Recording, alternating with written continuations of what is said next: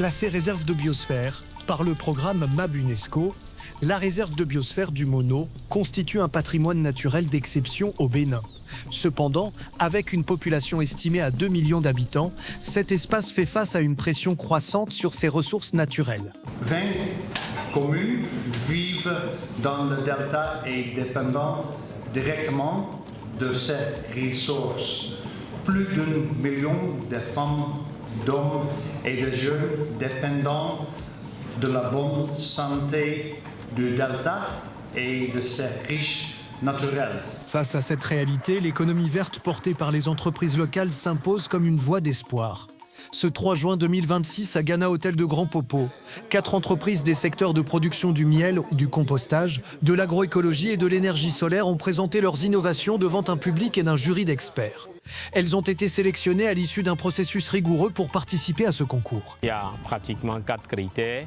Le premier, c'est toujours le lien avec la préservation de l'environnement. Le deuxième, c'est la viabilité économique. Le troisième, c'est le caractère innovant. Le quatrième, c'est l'impact social. Et le dernier, c'est la capacité de mise à échelle. L'idée, c'est de pouvoir donc être sûr que lorsque ces entreprises sont accompagnées, elles peuvent facilement croître et se développer pour avoir plus d'impact sur la réserve. C'est vrai que c'est un petit nombre d'entreprises qui sont là, qui ont défendu leurs produits, leur business.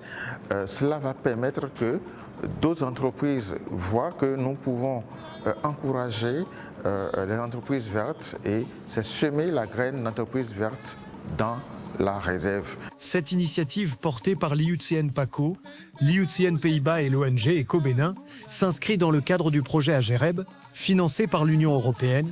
Elle ambitionne de promouvoir et renforcer l'entrepreneuriat vert comme levier de résilience au sein de la réserve de biosphère du Mono. En faisant fonctionner la réserve de biosphère du delta du Mono, il est prévu de mettre un accent particulier sur l'implication des petites et moyennes entreprises qui s'engagent à investir dans le développement durable et à regarder au-delà de leur propre chaîne de valeur.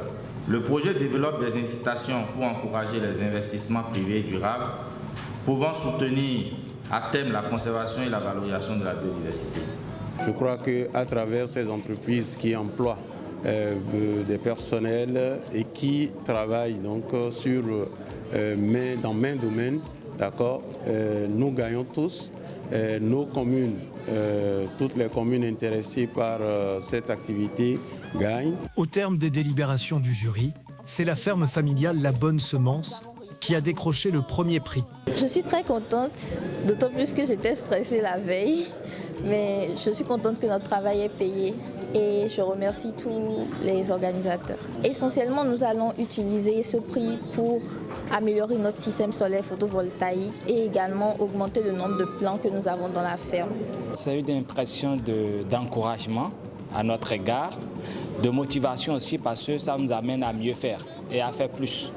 Et en ce qui concerne l'enveloppe, ça va nous permettre au moins d'investir un peu plus sur notre marketing et pouvoir améliorer vraiment nos emballages et présenter mieux notre produit. En amont de ce concours, les entrepreneurs avaient bénéficié d'une formation sur le business model Caneva, une session axée sur la structuration de leurs projets et de leur modèle économique, afin de renforcer leur capacité à attirer des financements et à faire évoluer leurs initiatives. Ce matin, on a appris comment est-ce qu'on peut mobiliser les ressources. Donc, nous sommes là pour apprendre comment est-ce que nous pouvons vraiment trouver des mécanismes de financement de nos projets, de nos idées et de nos innovations surtout pour pouvoir aller à échelle.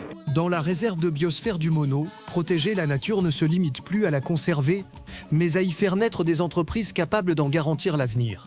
Un pari où l'innovation locale devient désormais un levier essentiel de survie écologique et de développement durable.